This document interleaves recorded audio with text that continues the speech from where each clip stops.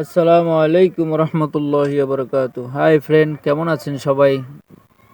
আলহামদুলিল্লাহ, আল্লাহর অশেষ রহমতে আশা করছি ভালো আছেন। দেখেন আমাদের বাংলাদেশের রাস্তার পরিস্থিতি। আমরা এখন আছি কুমিল্লা ব্রাহ্মণবাড়িয়ার যে রাস্তা, ওই রাস্তাতে আছি গাড়ি নিয়ে। ব্রাহ্মণবাড়িয়ার ভিতরে এখন ভয়াবহ অবস্থা। এখানে রাস্তার কাজ বন্ধ আছে, রাস্তার কাজ চলতেছে না। বৃষ্টির কারণে ভাঙা এগুলো প্রচুর সমস্যা দেখা দিয়েছে। এখানে গাড়ি পুরো জ্যাম হয়ে গেছে। একদিন 2 দিন এরকম ধরে গাড়ি আটকা আছে এখানে বসা।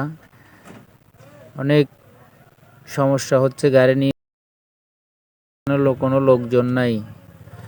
এমন এমন জায়গা আছে যে কোনো ঘর বাড়ি দোকানপাট কিছু নাই।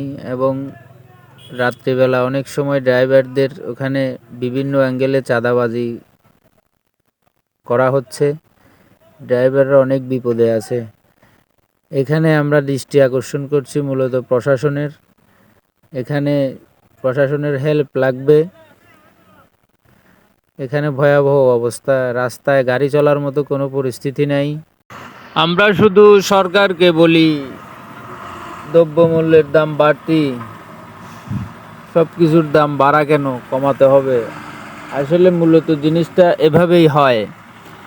এখানে হাজার হাজার গাড়ি আটকা, কিছু গাড়ির মাল পচে যাচ্ছে, নষ্ট হয়ে যাচ্ছে, কিছু চাঁদাবাজি হয়ে যাচ্ছে, কিছু লেট হয়ে যাওয়ার কারণে ভাড়া বাড়তেছে। এরকম বিভিন্ন কারণে, এই বাড়ার কারণে মালের জিনিসও লাস্টে এটা সাধারণ জনগণের এই দায়টা পোহাতে হয়। তো এর কারণে এই রাস্তাগুলো ক্লিয়ার করে দেওয়া উচিত। এখানে 3-4 দিন ধরে আসে গাড়ি আটকা আছে, এরকমও গাড়ি আছে। বেশিরভাগ মালবাহী গাড়ি এখানে, সব মালবাহী গাড়ি। আপনারা জানেন যে রাস্তায় কোনো বাস আটকে থাকলে সবাই ওটাকে হেল্প করে দেয়, যাত্রীবাহী গাড়ি হিসাবে এটা আগে ছেড়ে দেয়।